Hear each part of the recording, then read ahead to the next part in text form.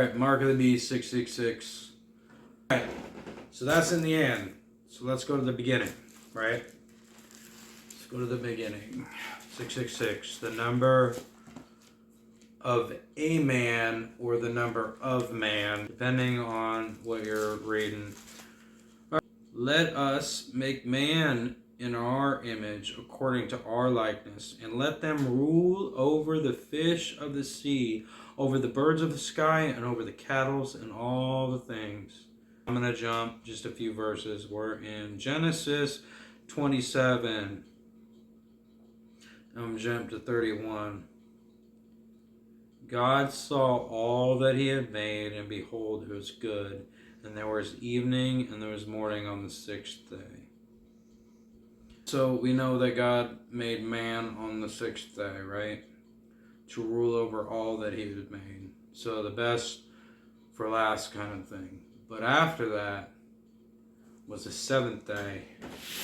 God created rest. So man was the sixth day. Was created on the sixth day. So that is the number of man. And on the seventh day. So the mark of the beast is me, myself, and I. Just hear me out. Because on the seventh day, we rest. We commune with God. This is a Sabbath.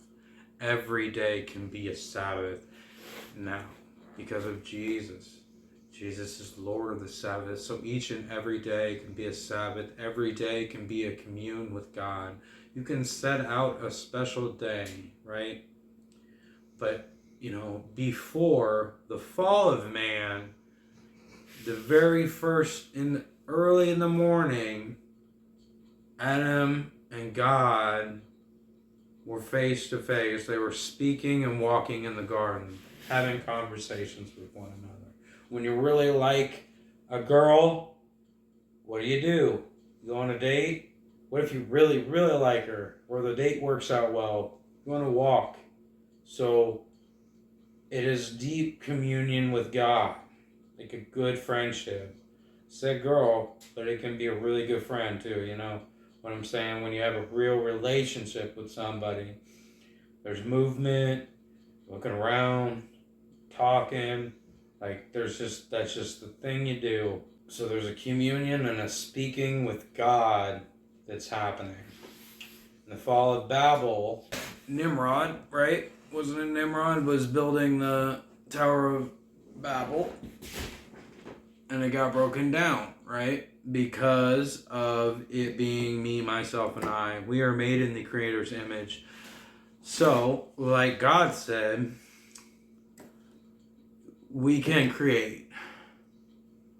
I think that is the one thing is that we can bring an idea, right, into existence. Right? Something that did not yet exist into existence in our reality. God can bring it into spirit. So we're taking things. This is the special thing of man. Because I honestly do not think angels can do this. I think angels need to feed off of what we say, and demons, off of what we say, water, dry places, water, word.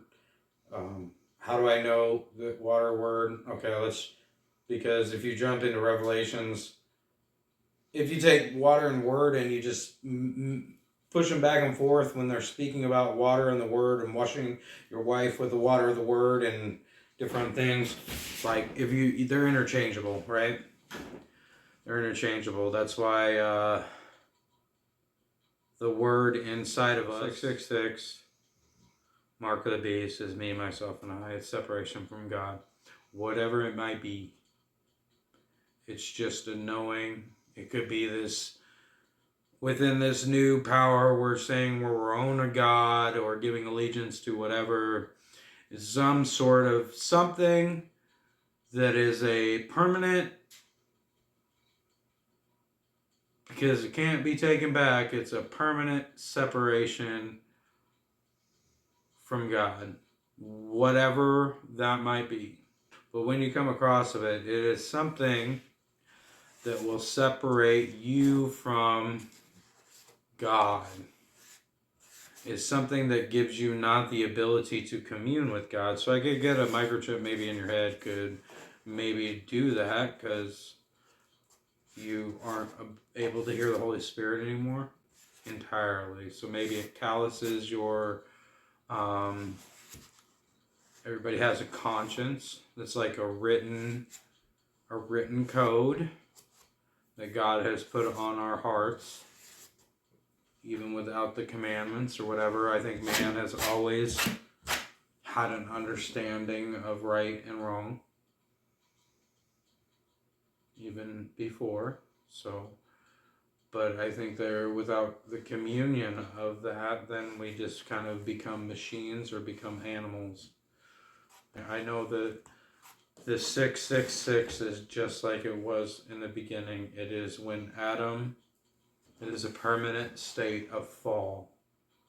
It is a permanent state. It is a curse. There is no seventh day. Why would it be so simple? Because the gospel in itself is simple, and basically everything in it is very simple with the Holy Spirit. It wasn't supposed to be complicated. It's hidden. He reveals it to the babes, like the people that just come and be like, they want to know their Father. Like, are things really that hard to understand when you're a child and you love your father or your grandpa or whoever, whatever, hopefully male role model you have? Like, you're just receptive to the things that they say, and it's very easy to understand, what they're saying to you, because you're like a sponge, right? You come to God like that, just come to him as your friend, come to him as somebody who, he's not trying to hide things from you. Like, that's not the thing. The things they're hidden are for the people that don't need God. Like, they already got it figured out.